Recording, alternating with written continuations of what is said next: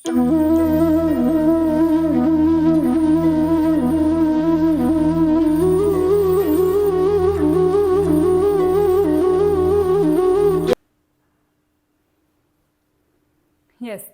Today we start with the next topic, that is about rules and regulations regarding offer and acceptance.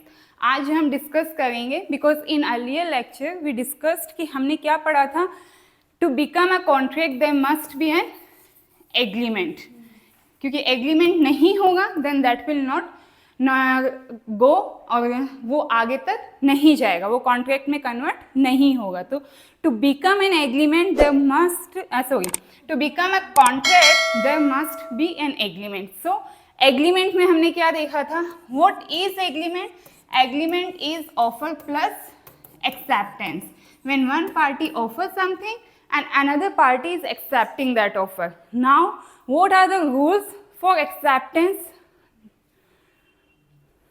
And what are the rules for acceptance and offer? Now we are going to discuss in detail कि हम कब मानेंगे कि एक valid offer है. जैसे एक valid contract होता है, सब चीज जितने भी एसेंशियल्स है वो सब भी क्या होने चाहिए, वैलिड होने चाहिए. तो first we are discussing about offer, कि ऑफर होता क्या है. पहले हम एक बार लो वाली डेफिनेशन ही डिस्कस कर रहे हैं.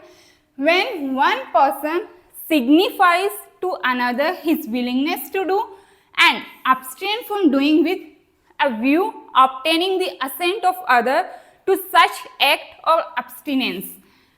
अच्छे से सुनिएगा कि हम क्या कर रहे हैं. When we are making a contract, हम जब किसी के साथ कॉन्ट्रैक्ट कर रहे हैं, एक पर्सन या एक पार्टी दूसरी पार्टी को क्या करेगी, ऑफर करेगी, या तो किसी काम को करने के लिए या फिर abstain होता है किसी काम को नहीं करने के लिए. फॉर एग्जाम्पल सपोज करते हैं A want to sell his car to B and बदले में उससे क्या मिलेगा, उसका मनी. ठीक है, तो ये तो क्या हो गया, किसी काम को करने के लिए. Now what is abstain from doing something?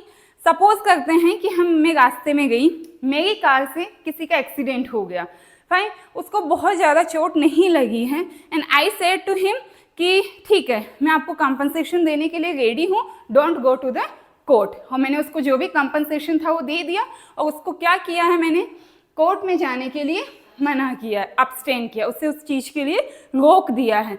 That is known as a abstain from doing. तो इसीलिए to do something and abstain from doing, या तो हम किसी को करने के लिए कॉन्ट्रैक्ट कर रहे हैं किसी काम को, या किसी को रोकने के लिए अगर हम कोई कॉन्ट्रैक्ट कर रहे हैं या कोई ऑफर कर रहे हैं, दैट कम्स अंडर ऑफर. और ये क्या हो जाता है, आपका एक प्रपोजल एंड ऑफर, कि आप सामने वाली पार्टी को ऑफर कर रहे हैं. अब इसी ऑफर के कुछ एसेंशियल्स हैं, कुछ रूल्स हैं जो हमें ध्यान रखने हैं. A and B, A and B, A B को प्रपोजल दे रहा है टू सेल द कार, तो ए क्या हो गया, offer. And to whom the offer is made, जिसके लिए ऑफर बन रहा है, दैट पार्टी इज ऑफरी, जिसको हम ऑफर कर रहे हैं. जिस किसी भी चीज के लिए कुछ भी हो सकता है. तो यहाँ पर दो पार्टीज हमारे पास रहेगी, ऑफरर एंड ऑफरी. ऑफरर को आप प्रोमिसर भी बोल सकते हैं एंड ऑफरी एक्सेप्टर भी कहला सकता है, क्योंकि ऑफरी को ही क्या करना है, अल्टीमेटली एक्सेप्ट करना है.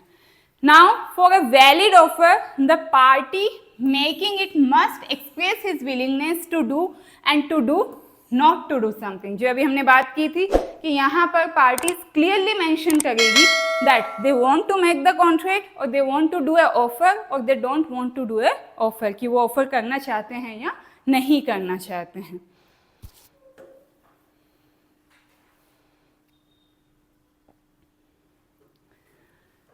ऑफर इस पर्पस से किया जाना चाहिए where we to obtain the assent of the other party to whom the offer is made. यही नहीं मैंने रैंडमली बोल दिया कि यस मुझे तो अपनी कार सेल करनी है, I want to sell my car. No, जो हम विलिंगनेस कर रहे हैं किसी चीज के लिए, वो विलिंगनेस सामने वाली पार्टी की असेंट के पर्पज से कर रहे हैं. रिजेक्शन हो सकता है, that is the different thing, but मेरा जो पर्पस है दैट इज वेरी क्लियर कि हाँ मैं वो ऑफर करना चाह रही हूँ. तो इसीलिए यहाँ पर एक केवल विलिंगनेस जो होता है that doesn't come under offer. यहाँ पर हम एक टर्म को समझेंगे। एक वर्ड होता है जो और डिटेल में आगे भी आएगा हमारा। एक होता है इनविटेशन टू ऑफर, एक होता है ऑफर। पहले आता है invitation to offer. Invitation to offer में आप क्या कर रहे हो, एक विलिंगनेस एक्सप्रेस कर रहे हो कि यस आप इस पर्टिकुलर काम को करना चाहते हैं। जैसे मैंने बोल दिया I want to do a business with you, मैं आपके साथ एक बिजनेस करना चाहती हूँ, मैंने ये बात बोली। तो यहाँ पर क्या शो कर रहा है, मेरी विलिंगनेस शो कर रही है, साथ में मैंने एक ऑफर का, अभी मैंने कोई प्रपोजल ही नहीं रखा आपको कि इतने का बिजनेस होगा, ये बिजनेस होगा, ये business, nothing is clear over there, but ये क्या था, मेरा एक इन्विटेशन था। अब इन्विटेशन से नेक्स्ट लेवल क्या आता है, फिर हमारा ऑफर आता है। इस इन्विटेशन टू ऑफर, जैसे आप शॉप पर गए हो, ठीक है, शॉप पर बहुत सारी चीज़ें लगी हुई है, डिस्प्ले में ये इस लास्ट अटेम्प्ट का ये क्वेश्चन था कि डिस्प्ले में रेट लिखी हुई है किसी प्रोडक्ट की 100 रुपीज़, ठीक है, एंड जब ओरिजिनली चेक किया गया तो उस प्रोडक्ट की जो रेट थी वो कितनी थी, वो MRP जो उस पर शो की गई थी, मान लेते हैं दैट इज़ 150, ठीक है। मैंने MRP नहीं देखी, मैं शॉपकीपर, जहाँ शॉपकीपर के पास चली गई, उसको दिखाया कि मुझे ये पर्टिकुलर चीज़ चाहिए, ये 100 रुपीज़ मार्क की हुई है। शॉपकीपर मुझे मना कर देता है कि no, I will not give it to you on 100 rupees, I will take 150 rupees. तो क्या मैं उसके ऊपर स्यू कर सकती हूँ क्या, ये पूछा गया था। आप उस पर स्यू नहीं कर सकते क्योंकि वो सिर्फ डिस्प्ले किया है, और डिस्प्ले किस पर्पज से किया है, इनविटेशन टू ऑफर के लिए। बाकी ऑफर का स्पेस तो क्या आएगा, नेक्स्ट आएगा, जहां पर उसकी मर्जी होगी तो वो आपको देगा, नहीं मर्जी होगी तो वो मना भी कर सकता है। तो ये बहुत चीज़ों को जब हम एकदम डिटेल में पढ़ेंगे तो ये माइनर से ही क्वेश्चन होते हैं, वो वहीं पर एक बार हमें कन्फ्यूजन क्रिएट करते हैं। चीज़ें क्लियर होती हैं बट कभी कभार ऐसे ही कन्फ्यूजन हो जाता है जो हम नॉर्मल देखते हैं। तो यहाँ पर इसीलिए बोला है a view to obtain the assent of the other party to whom the offer is made, जिससे हम ऑफर कर रहे हैं उसकी असेंट के पर्पज से, हम उसे सिर्फ इनविटेशन टू ऑफर नहीं कर रहे हैं, हम उसे ऑफर कर रहे हैं और बाद में हम उससे क्या उम्मीद करते हैं, उस चीज़ की एक्सेप्टेंस की, इसीलिए हम उस ऑफर को कर रहे हैं। नेक्स्ट वन आता है आपका an offer can be positive and negative, that we has already discuss. अगर हम पॉजिटिव पर्पज से कर रहे हैं तो हम काम करने के लिए बोल रहे हैं, अगर हम नेगेटिव पर्पज से कर रहे हैं तो हम उसको अब्सटेन कर रहे हैं कि आपको इस काम को नहीं करना है। नाउ काइंड्स ऑफ ऑफर हम डिस्कस करेंगे अबाउट कि कितने तरीके के ऑफर होते हैं, जिसमें से नाम देखकर भी आपको कुछ कुछ इजीली समझ आ जाएगा, बिकॉज कॉन्ट्रैक्ट में भी हमारे पास ये टाइप्स थे। इसीलिए the first and foremost is general offer. यहाँ पर आपके थोड़ा सा केसेस भी आएंगे जिन्हें हमें डील करना है और समझना है। First and foremost that is general offer. General offer की जब हम बात करते हैं तो जनरल ऑफर है कि मैंने पब्लिक में किसी को भी दिया and randomly anybody can accept that. मैंने किसी का भी नाम स्पेसिफाई नहीं किया है, कुछ भी स्पेसिफाई नहीं किया है। अभी सपोज करते हैं कि आप लोग जो एडवर्टीजमेंट देखते हैं टीवी में, ठीक है, चाहे वो टूथपेस्ट का देखते हो, फेयर एंड लवली का हम देखते हैं, टूथपेस्ट के एडवर्टीजमेंट में वो लोग कभी भी बोलते हैं कि हम 100% जर्म्स को डिटेक्ट करते हैं, बोलते हैं कभी भी वो 100%, क्या 99 अब अगर मैंने उसको यूज़ किया किसी भी टूथपेस्ट को और उससे मेरे जर्म्स नहीं खत्म हुए तो क्या मैं उन पे केस कर सकती हूँ? नहीं कर सकती, बिकॉज उनके पास ऑप्शन हो सकता है आप उसे एक एक्सेप्शन में हो जो 1%। तो इसीलिए ये कंपनीज क्या करती है, सेफ प्ले करती है। बट जनरल ऑफर में एक सबसे वेल नोन केस था, that is Carlill versus Carbolic smoke ball company. इस कंपनी का पहले हम समझ लेते हैं कि केस क्या था। कार्बोलिक स्मोकबोर्ड कंपनी जो है उसने एक एडवर्टीजमेंट दिया था अपने न्यूज़पेपर में कि उसकी मेडिसिन से किसी को भी क्या नहीं होता है, इन्फ्लुएंजा नहीं होता है।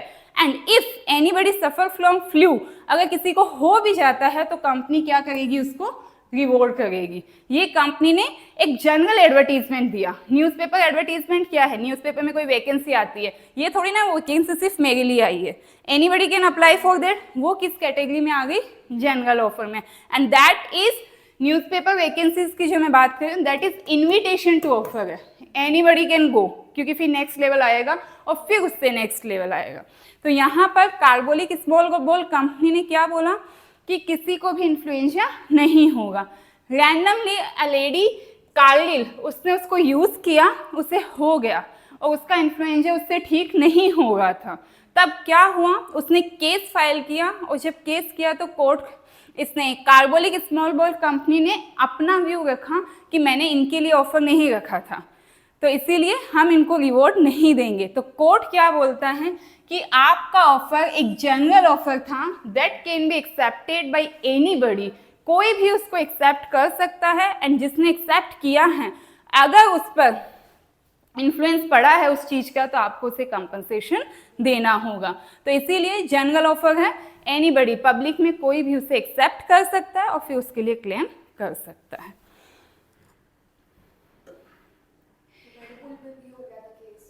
विंग्स वाला भी तो हम लोग ट्रिपल आई डबल आई करके यूज करते हैं कि सच में विंग्स नहीं देते, एक बंदा केस कर दिया था तो करोड़ों का कंपनसेशन दिया। हाँ, तो बस वही है कि इसीलिए कंपनीज हमेशा इन सब, आजकल लीगल इतने ज़्यादा आपके पास में रेमेडीज रहेगी कि आपको हर स्टेप को स्टेप बहुत सोच समझ कर ही किया जाता है। जैसे मैंने बोला ना, कंपनीज कभी भी 100% के साथ नहीं जाएगी, वो 99.99 जाएगी, तो वो अपना सेफ प्ले कर रही है कि उन्हें कहीं पर कॉम्पनसेट ना करना पड़े।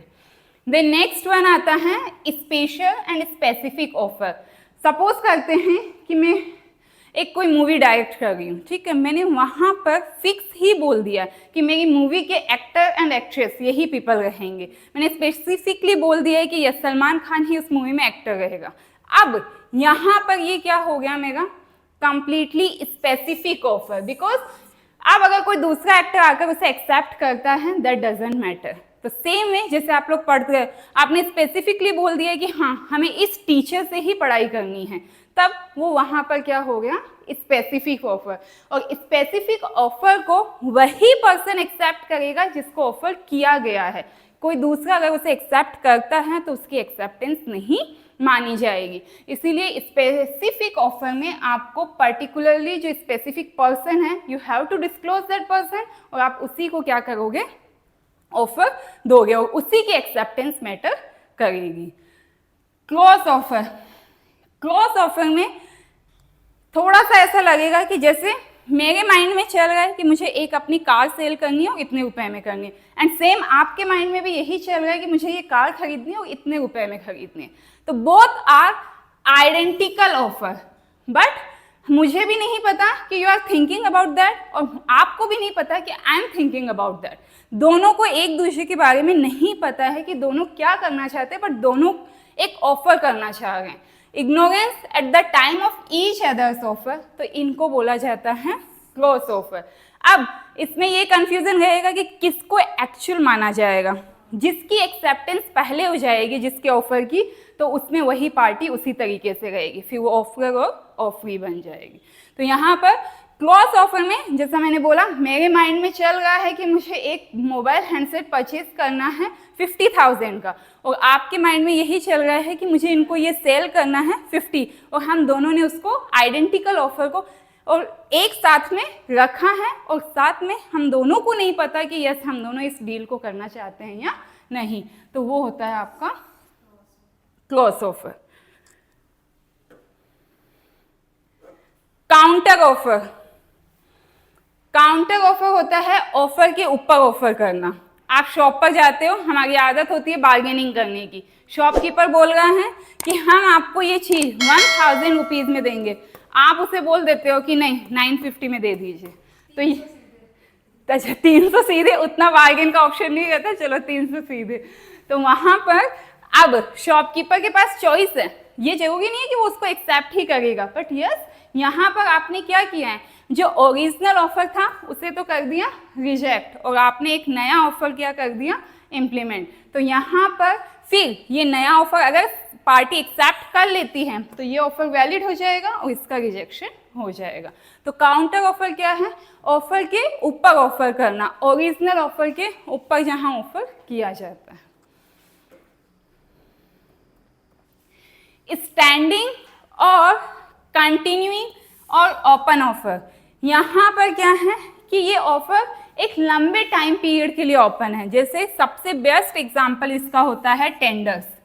आपने सुना होगा टेंडर पास हुआ है, टेंडर पास हुआ है, ठीक है। तो टेंडर्स में क्या रहता है, टाइम पीरियड रहता है, लाइक 10 डेज, 15 डेज, 20 डेज। तो जो एक पर्टिकुलर टाइम पीरियड में ओपन रहता है offer, that is known as a standing और कंटिन्यूइंग और ओपन ऑफर। और फिर जिसकी सबसे हाईएस्ट बिड होती है उसको वो टेंडर मिल जाता है, तो वो ऑफर एक्सेप्टेंस में कन्वर्ट हो जाता है। किसी को कंफ्यूजन है? कोई और किसी टॉपिक में हमने डिस्कस किया है जनरल ऑफर, जो जनरल पब्लिक को कर रहे हैं, एनीबडी कैन एक्सेप्ट, हमने कुछ स्पेसिफाई नहीं किया है। स्पेसिफिक, जहां पर हमने स्पेसिफिकली बोला है कि हमें इस पर्टिकुलर पर्सन के साथ कॉन्ट्रैक्ट करना है। क्रॉस ऑफर, जो टू आइडेंटिकल ऑफर्स होते हैं जहां दोनों पार्टीज एक दूसरे से ऑफर कर रही है। एंड काउंटर, जो ऑफर के ऊपर ऑफर किया जा रहा है कि एक पार्टी ऑफर कर रही है और दूसरी पार्टी उसमें अपना वापस ओरिजिनल ऑफर में अपनी कंडीशंस रखती है। एंड स्टैंडिंग ऑफर, जो कि कुछ टाइम पीरियड के लिए ओपन रहता है और उस टाइम पीरियड में उसको क्या किया जाता है, एक्सेप्टेंस मैटर करेगी।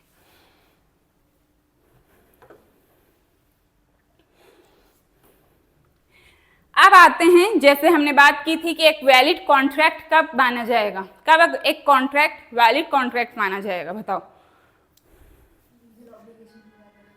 लीगल ऑब्लिगेशन और सॉरी एनफोर्सेबल बाय लॉ। मैं पूछ रही हूँ when a contract is a valid contract.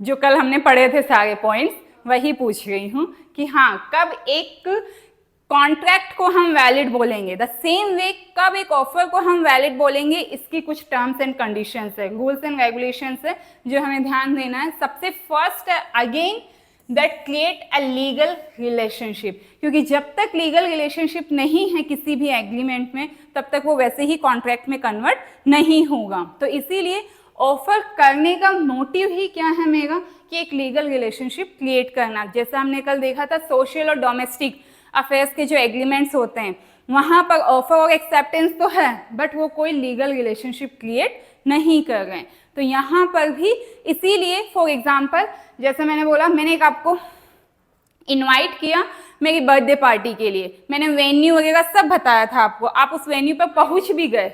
अब आप पहुँच गए बट वहाँ पर कोई बर्थडे पार्टी नहीं थी, तो आपने क्लेम कर दिया कि मैं आपके बर्थडे पार्टी पर आई थी, मेरा ट्रैवलिंग एक्सपेंसेस लगा, मेरा टाइम मनी सब चला गया, उसके लिए मुझे कॉम्पनसेट कीजिए। आप कोर्ट में गए तो कोर्ट क्या बोलेगा, this is a kind of social agreement और ऑफर, और इसके लिए ये एनफोर्सेबल नहीं है बाय लॉ।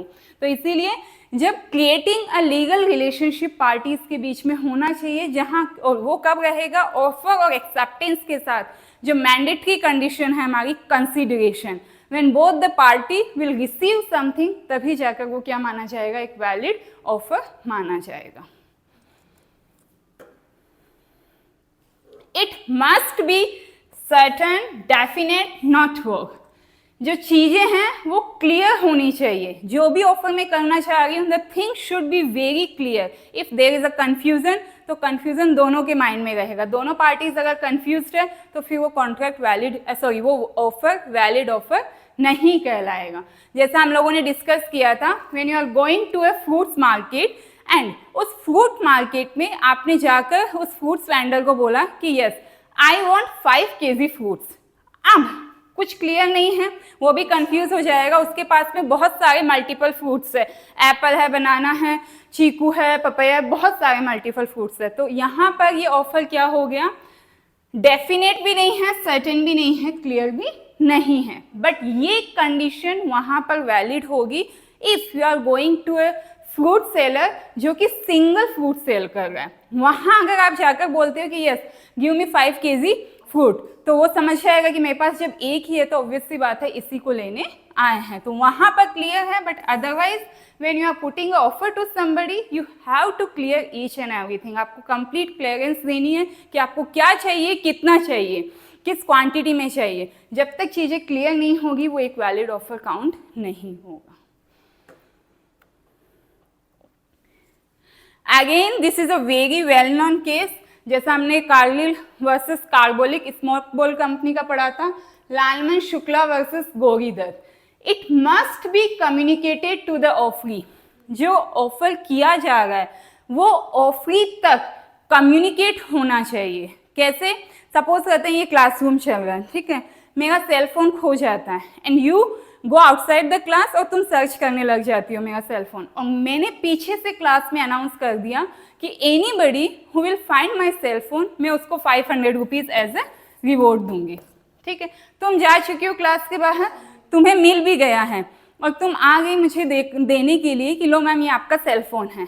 अब क्लास में आपको पता चला है कि मैम ने इस पर रिवॉर्ड अनाउंस किया है, तो क्या तुम इस रिवॉर्ड के लिए मुझ पर क्लेम कर सकती हो?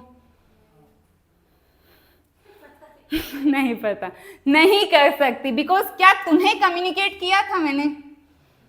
नहीं किया था, तुम्हें तो पता ही नहीं था। तो इसीलिए बोला है कि जो ऑफरी है उस तक कम्युनिकेशन जाना चाहिए। अगर ऑफरी तक बात नहीं पहुंचेगी तो उसकी एक्सेप्टेंस नहीं है और वो वहाँ पर वैलिड ऑफर नहीं होगा। इसीलिए मैं यहाँ पर बोल सकती हूँ कि नहीं, आपने सुना ही नहीं था तो ये आपको मैं नहीं दूंगी रिवॉर्ड, आपके जाने के बाद मैंने इसे अनाउंस किया था।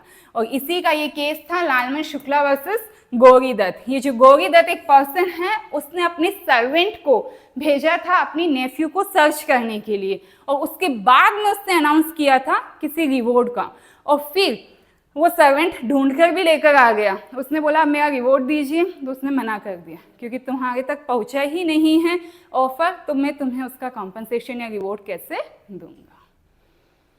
इसीलिए it must be communicated to the offeree, जिस पार्टी को हम ऑफर कर रहे हैं उस तक उसका कम्युनिकेशन पहुंचना चाहिए।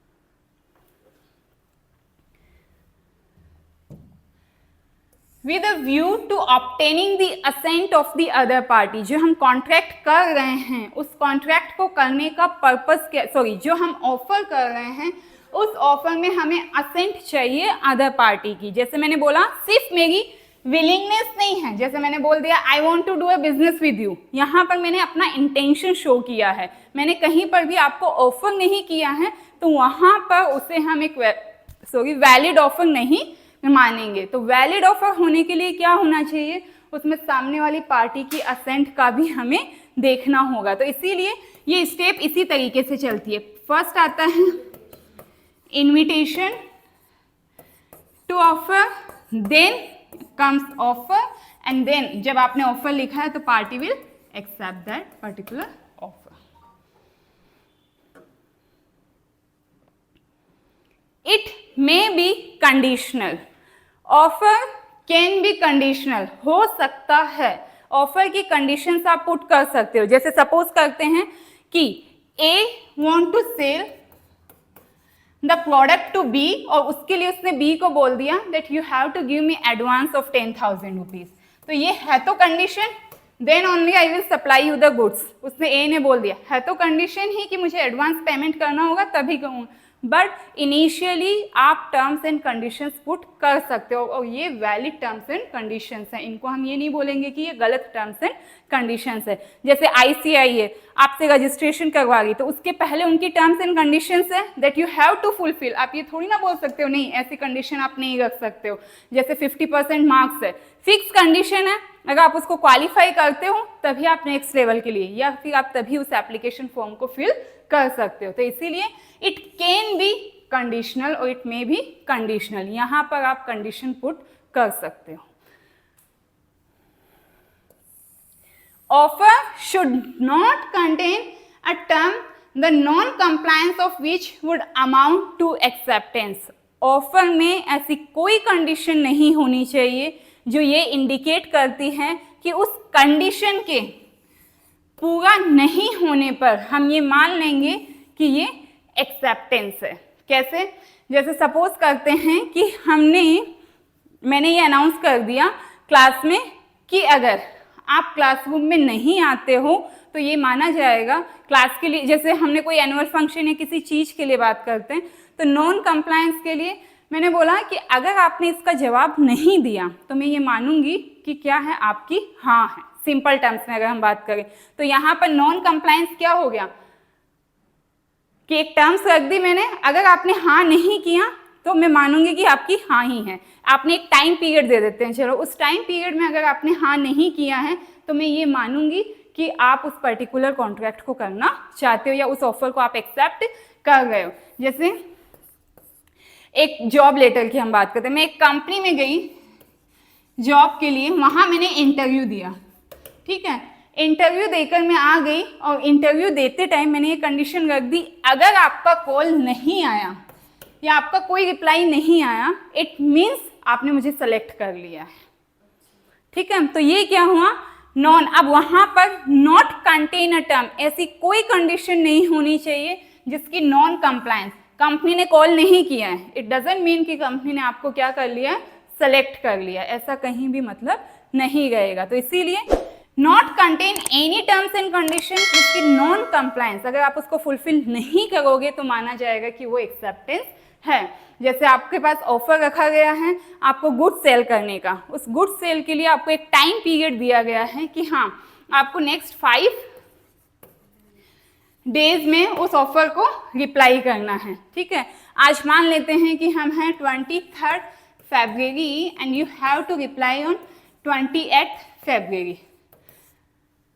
If you will not reply till 28th February, it will be assumed कि आपने उसे एक्सेप्ट कर लिया है। अब आपने कोई उसका रिप्लाई नहीं किया तो क्या उसको हम एक्सेप्टेंस मानेंगे, हम उसको एक्सेप्टेंस नहीं मानेंगे, क्योंकि एक्सेप्टेंस कम्युनिकेट होना जरूरी है। तो इसीलिए अगर नॉट कंटेन अ टर्म जिसकी एक नॉन कंप्लायंस आपके उसमें इन्वॉल्व रहेगी। ऑफर में भी इधर स्पेसिफिक और जनरल, क्लियर है ये तो। ऑफर स्पेसिफिक भी हो जाता है जहां पर आप फिक्स क्लियर कर देते हो कि मुझे मेरा एक सिंगर कॉन्सर्ट है जहां पर मुझे यही पर्टिकुलर सिंगर चाहिए जिससे मुझे गाना करवाना है। एंड जनरल में मैंने जनरल पब्लिक में यस किसी को भी इनवाइट किया है, एनीबडी कैन एक्सेप्ट दैट, और मैं उसके ऊपर उस काम को कर सकती हूँ। ऑफर में भी एक्सप्रेस और इम्प्लाइड, जो अभी हमने देखा था। अगेन ऑफर भी क्या हो सकता है, जो हमने कॉन्ट्रैक्ट में देखा था, इट कैन बी रिटन और oral and implied with your act. जहां पर ऑफर में अगेन आप क्या कर सकते हो, या तो आप रिटन में दे रहे हो या ओरल में दे रहे हो, and the second condition when your act are implying कि हाँ इस पर्टिकुलर काम को करना चाहते हो।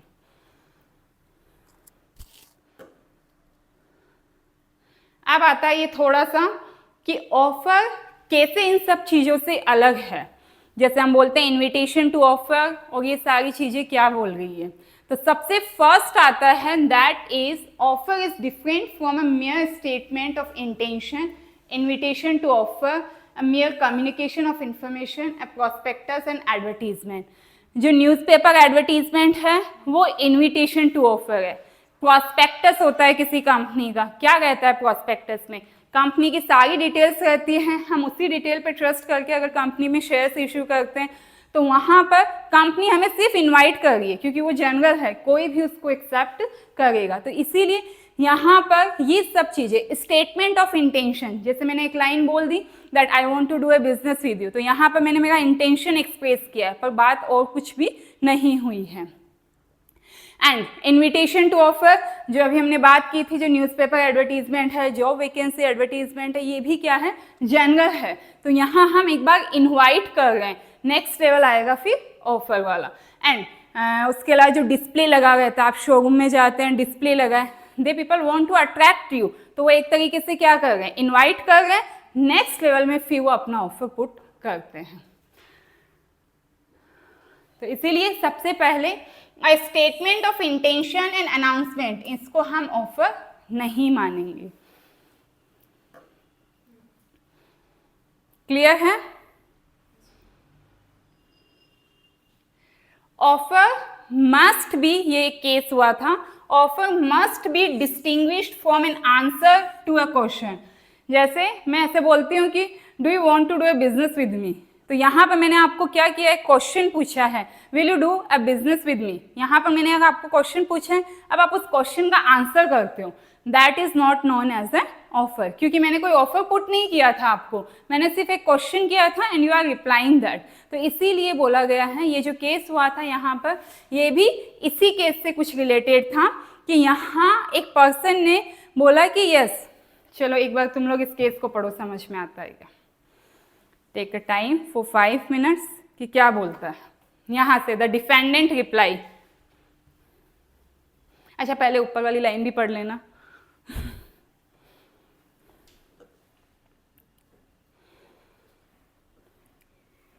हार्वी वर्सेस फेसी, ये जो केस है इसको एक बार रीड करके समझाओ कि क्या है इसमें।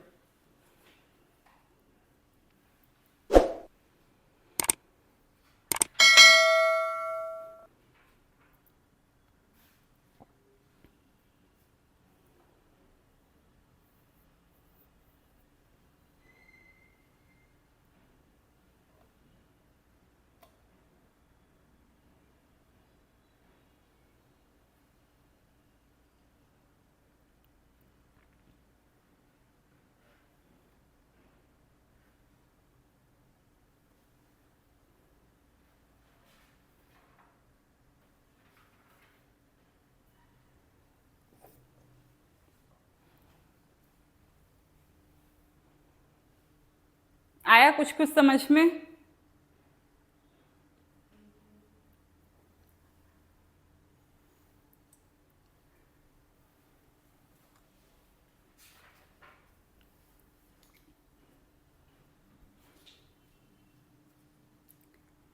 एक पर्सन है ए, जिसने क्या किया था, क्वेश्चन पूछा है सिंपल, ठीक है, विल यू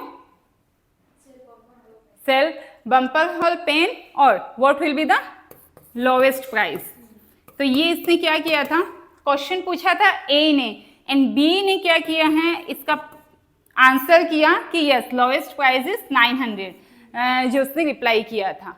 अब उसके बाद वापस ए ने क्या बोल दिया कि okay we will buy it, A ready हो जाता है, बट बी उसके लिए फिर क्या कर देता है, उसको मना कर देता है। एंड देन जब ए कोर्ट में जाता है, ए स्यू कर रहा है, तब ए कोर्ट में बोल रहा है कि हाँ ये मना कर रहा है विदाउट एनी रीजन। अगले ने बोला था कि हाँ वो 900 में लोवेस्ट प्राइस सेल करेगा, तो he is bound to offer.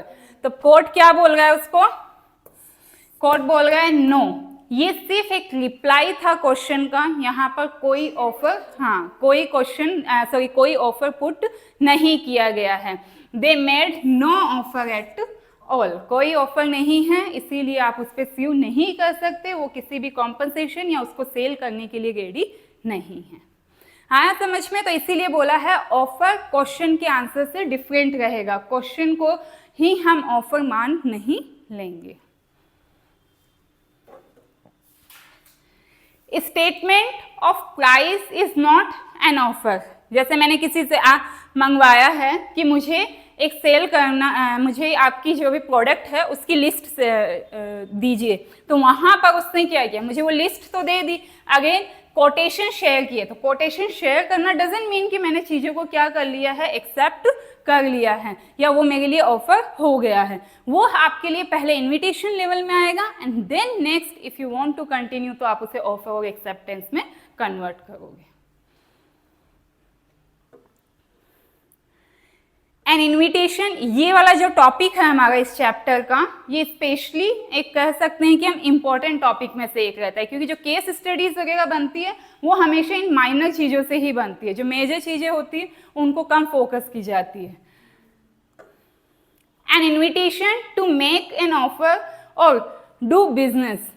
अब अगेन ये तो हमें अभी डिस्कस किए ही थे कि an invitation to make an offer और डू बिजनेस, अगर हम किसी को इन्वाइट कर रहे हैं तो वो invitation to offer is not known as a offer. ये पहली स्टेज है, हम रिपीट कर रहे हैं सेम चीज को बार बार कि सेकंड स्टेज जो रहेगी वो ऑफर रहेगा।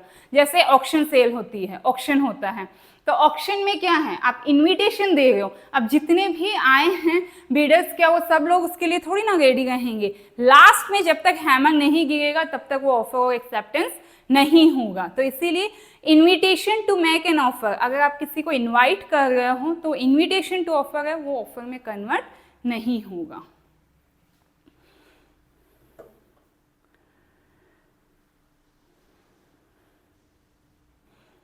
A statement of price, जो अभी हमने ऊपर देख ही लिया था, is not an offer. Now the difference between offer and invitation to make an offer. I think ये clear हो गया होगा। Invitation to make an offer, जहाँ हम एक invite कर रहे हैं, display, job advertisement, हमारे जितने भी हमने एग्जाम्पल्स देखे थे न्यूज़पेपर्स में, ये सब जनरल है जहाँ पर हम हमारी विलिंगनेस एक्सप्रेस कर रहे हैं, लोगों को इनवाइट कर रहे हैं, एंड उसके बाद जब होगा तब वो किस में आएगा, आपके ऑफर में।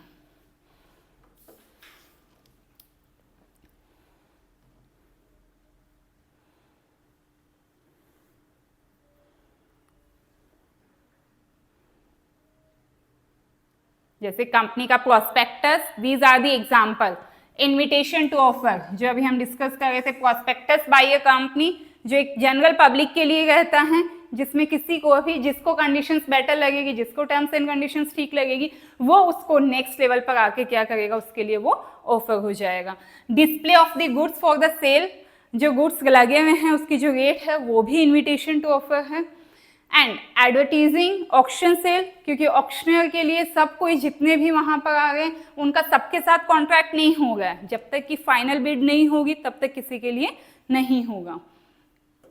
And quotation of prices sent in reply, जो अभी हमने ऊपर केस पढ़ा था, अगर आप किसी चीज का रिप्लाई पूछ रहे हो तो वहां पर आप ये नहीं बोलोगे कि हाँ इसने रिप्लाई किया है तो इसको इतने में ही सेल करनी पड़ेगी, नहीं, अगर अगले की मर्जी होगी तो सेल करेगा उतने में, और नहीं होगी तो मना भी कर सकता है।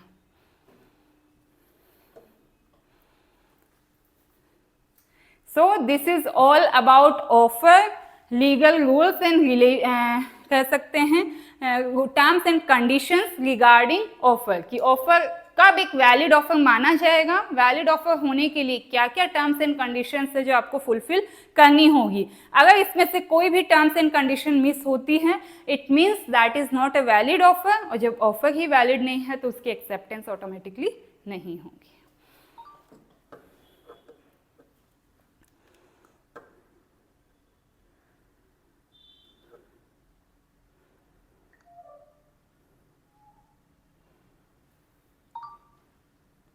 यस, अब आता है हमारा next term, any doubt.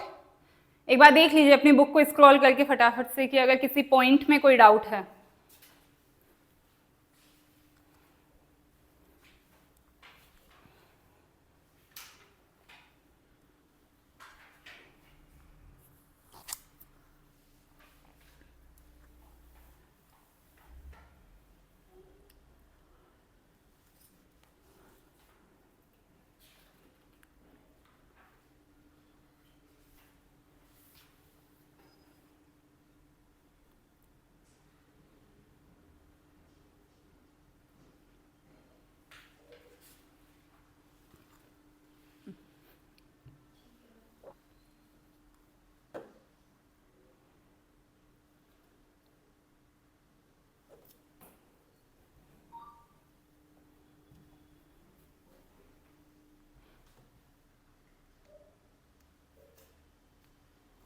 Okay, तो करें नेक्स्ट टॉपिक, ऑफर और एक्सेप्टेंस।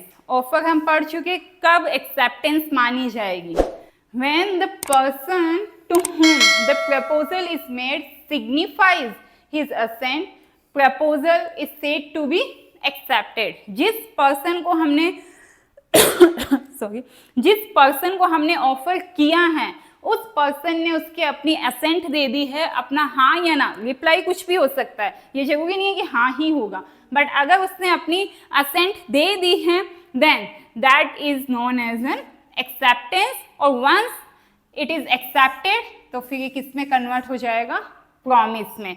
फिर ऑफर एंड ऑफरी के बीच में एक प्रॉमिस हो गया जिसे उन्हें फुलफिल करना होगा। तो इसीलिए द पार्टी जिसको ऑफर कर रहे हैं, अगर उस पार्टी ने अपनी असेंट दे दी है, then it will be converted into acceptance, and once is accepted, acceptance आ गई तो वो हमेशा के लिए होगी, मतलब वो एक्सेप्टेंस ही है। आप कब उसको रिवोक कर सकते हो, वो ये अब हमारे पास आगे कंडीशंस आएगी, बट यस नॉर्मली अगर एक बार कॉन्ट्रैक्ट नहीं, ऑफर एक बार एक्सेप्ट हो गया तो वो एक्सेप्टेंस हो गई।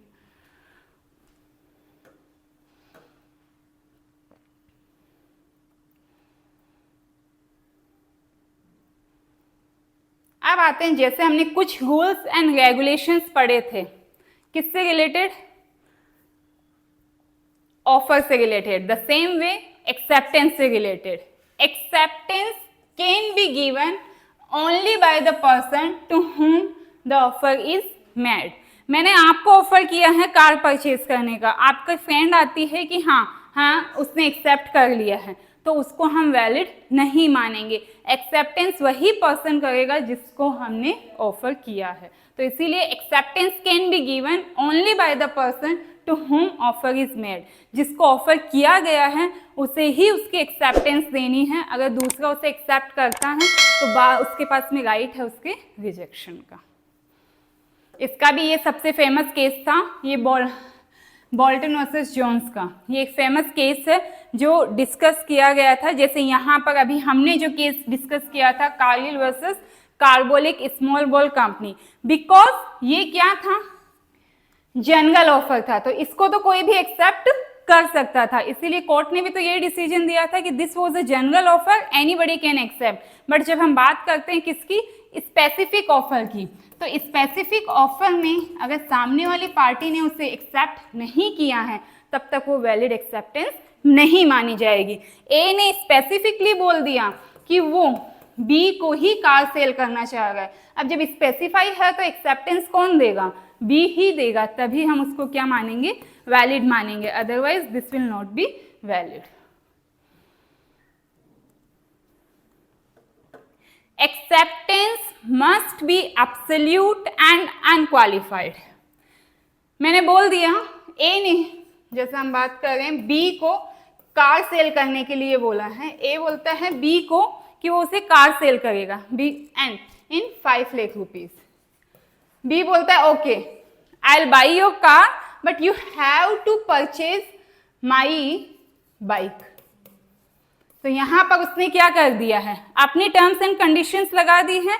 तो इसीलिए बोला है कि जो एक्सेप्टेंस होगी, एक्सेप्ट तो किया था बी ने, पर एक्सेप्टेंस के साथ में क्या लगा दी, कंडीशन। एक्सेप्टेंस कंडीशनल नहीं हो सकती है, तो इसीलिए यहाँ पर ये जो उसकी एक्सेप्टेंस है वो वैलिड एक्सेप्टेंस नहीं मानी जाएगी। हाँ, अगर वो उसको सिंपल एक्सेप्ट करता वो ठीक है, बट वो क्या बोल रहा है कि हाँ मैं ले तो लूंगा बट उसके बदले में आपको क्या देना पड़ेगा, लेना पड़ेगा, मेरी बाइक लेनी पड़ेगी। तो उसने काउंटर कर दिया उस चीज को। तो इसीलिए ये क्या नहीं है, एब्सोल्यूट नहीं है, उसने अपनी टर्म्स एंड कंडीशंस वहां पर अप्लाई कर दिए। तो इसीलिए बोला गया है कि acceptance must be absolute and unqualified. Acceptance में कोई कंडीशन बेस्ड नहीं होना चाहिए। जैसे मैंने बोला कि आप ये क्लासेस ज्वाइन कीजिए, आपने बोला ठीक है हम ये क्लासेस तो ज्वाइन करेंगे बट आपको हमें पास करवाना होगा। तो अब ये क्या हो गई, एक्सेप्टेंस हो गई, बट एक्सेप्टेंस आपने क्या रख दी, कंडीशन बेस्ड, तो वो वहां पर वैलिड नहीं होगी। एक्सेप्टेंस में कोई कंडीशन नहीं होगी। ऑफर आप क्या कर सकते हो, कंडीशनल हो सकता है, लाइक एडवांस पेमेंट की कंडीशन या कोई रजिस्ट्रेशन की या कोई डॉक्यूमेंटेशन की, अगर वो ऐसी कोई ऑफर में आती है तो वो कंडीशनल हो सकता है।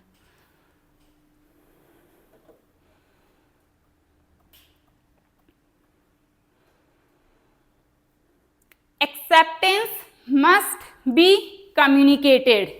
वही केस है यहाँ पर, अगर हम माने तो एक तरीके से लालमन शुक्ला वर्सेस गौरी दत्त। क्यों हमने उसकी एक्सेप्टेंस को, उसको रिवॉर्ड नहीं दिया था, क्योंकि उस तक क्या नहीं हुआ, वो कम्युनिकेट ही, वहाँ ऑफर कम्युनिकेट नहीं हुआ था।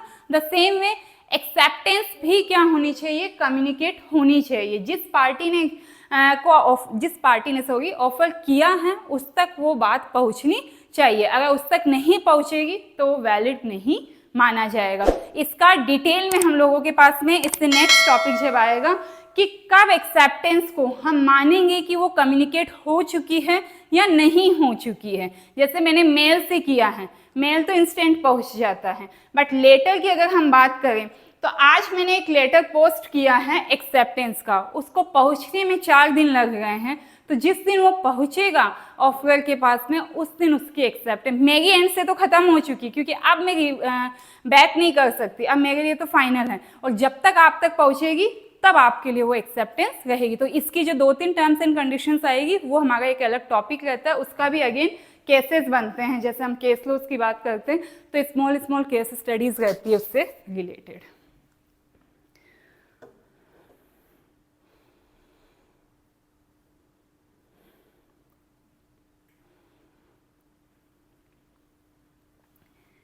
इतने सारे केस लॉज आपको लर्न नहीं होंगे, नाम नहीं होंगे, कॉन्सेप्ट तो हो ही जाएगा समझ में, और कॉन्सेप्ट हम क्लियर कर रहे हैं। कॉन्सेप्ट को माइंड में रखना, क्योंकि इतने सारे अगर आपको लगता है कि आप सारे नाम को याद कर पाओगे, आई डोंट थिंक सो कि दैट इज पॉसिबल। बट जो जैसे मेन हम बात कर रहे हैं, कुछ हम डिस्कस करेंगे वो गुड, बट इतने सारे में आपको एक कंफ्यूजन क्रिएट हो जाएगा। सब चीज़ों का कॉन्सेप्ट अच्छे से समझो, रिप्लाई, और आपको जो आंसर भी करना होगा वो आंसर आपको फिर उस टॉपिक बेस्ड ही करना होता है। जैसे अभी मैंने बात की थी कि वो क्वेश्चन आया था कि क्या है ये, क्या डिस्प्ले में लिखा हुआ वो राइट है उसके पास में केस करने का या नहीं है। आपको सिंपल पता है कि वो टॉपिक, कि वो ऑफर नहीं है, वो इन्विटेशन टू ऑफर है, बस इतना ही लिखना है, बस उससे ज़्यादा आपको उसमें कुछ एक्स्ट्रा नहीं करना। तो लो का सबसे बड़ा एडवांटेज यही है, अगर चीज़ें क्लियर है तो 2 लाइन में आंसर हो जाता है, और चीज़ें नहीं क्लियर है तो फिर हम 10 लाइन भी लिख दे तो उसका कोई मतलब नहीं रहेगा। Acceptance must be in prescribe mode. अगर ऑफर ने पहले ही स्पेसिफाई कर दिया है कि एक्सेप्टेंस मुझे बाय मेल करना, ये बात क्लियर कर दी थी उसने कि एक्सेप्टेंस बाय मेल होनी चाहिए, उसने अपना मोड जो है वो स्पेसिफाई कर दिया। अब जो पार्टी है वो क्या कर रही है, ऑफरी क्या कर रहा है, वो बोल देते, लेटर लिख देता है या कॉल कर देता है, तो वहां पर ऑफर के पास में कंप्लीट राइट है कि वो उसको रिजेक्ट कर सकता है या उसको एक्सेप्टेंस नहीं माना जाएगा। तो acceptance must be in prescribed mode, जिस मोड में बोला गया है आपको उसी में, उस मोड में ही उसका रिप्लाई या उसकी एक्सेप्टेंस देनी होगी। Acceptance must be given with in specified time period. जैसे मैंने बोला हाँ कि आपको आज हम एक कॉन्ट्रैक्ट ए बी से, आज कोई कॉन्ट्रैक्ट कर रहा है, ए बी को बोल दे, ऑफर करता है, एंड ए बी को बोल देता है कि यू विल रिप्लाई टिल 1 मार्च।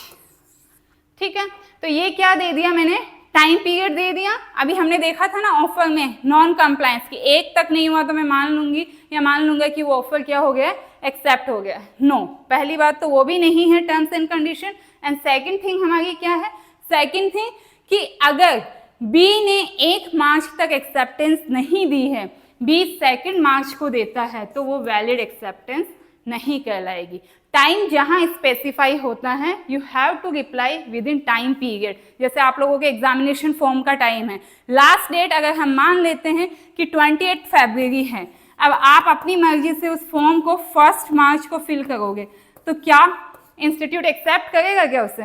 नहीं करेगा। तो क्योंकि उनका अपना टाइम पीरियड है, उसी टाइम पीरियड में वो उसको करना होगा। और जहां टाइम पीरियड स्पेसिफाई नहीं होता है वहां रीजनेबल टाइम को कंसीडर किया जाता है। Now how we will find कि ये रीजनेबल टाइम है या नहीं है। सपोज करते हैं कि दिवाली है 15 नवंबर की, 15 नवंबर की दिवाली है, एंड 1 नवंबर को मैंने क्रैकर्स जो सप्लाई करते हैं उसको बोला कि मुझे क्रैकर्स की सप्लाई कीजिए। ठीक है, अब यहाँ पर मैंने उसको बोल दिया, ऑफर किया। अब उसने क्या किया, मुझे ये क्रैकर सप्लाई किया 16 नवंबर को। तो क्या उसने टाइम पीरियड में किया है, इज दिस रीजनेबल टाइम, क्योंकि जो मेन टाइम था वो तो चला गया, now I have complete right to reject that. तो इसीलिए जहां पर स्पेसिफाइड टाइम पीरियड दिया हुआ है तब तो कोई कंफ्यूजन नहीं है। रीजनेबल टाइम में आपको फाइंड आउट करना होगा is this a reasonable time period और नॉट, और उसी के बेसिस पे वो कैलकुलेशन रहेगी। mere silence is not acceptance। चुप रहने को हम क्या नहीं मान लेंगे कि उसने हाँ भर दिया है। हाँ ऐसे सेम था ना?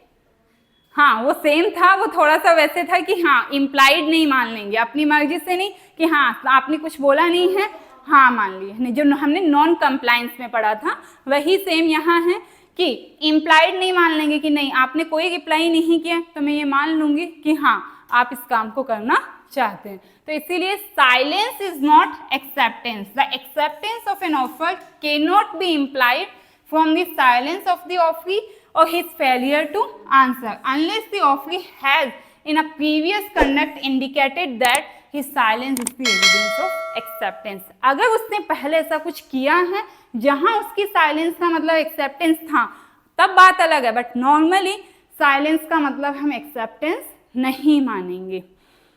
इसका ये फेल्दो हाउस वर्सेस बाइंडले ये भी एक बहुत फेमस ही केस है, एक बार रीड करो, चलो समझो इसके फैक्ट समझ में आते हैं क्या।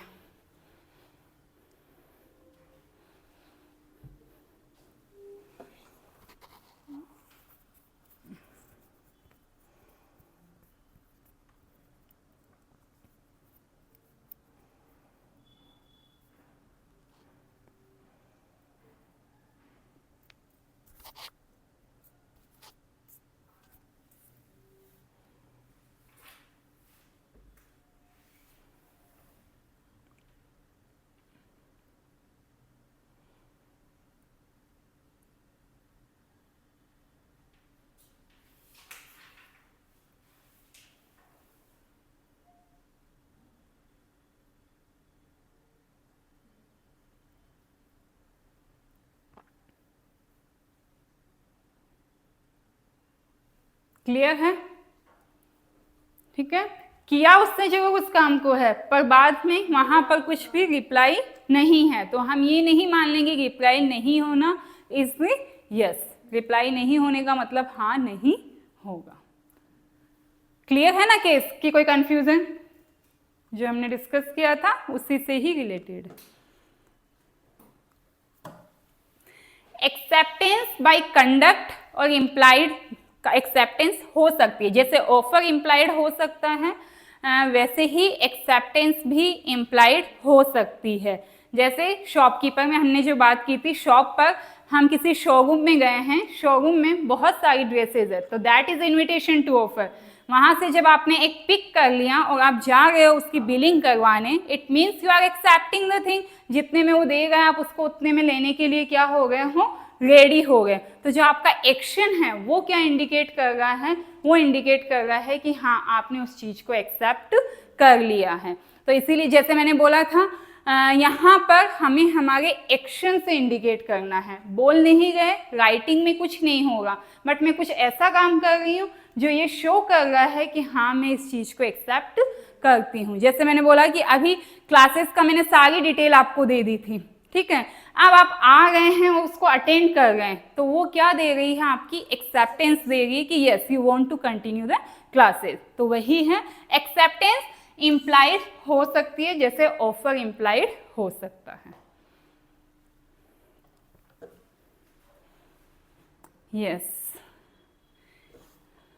दीज आर द कह सकते हैं rules and regulations regarding acceptance. ये यहाँ तक हमारे जो रूल्स एंड रेगुलेशंस थे ऑफर एंड एक्सेप्टेंस के वो कंप्लीट होते हैं। किसी भी पॉइंट में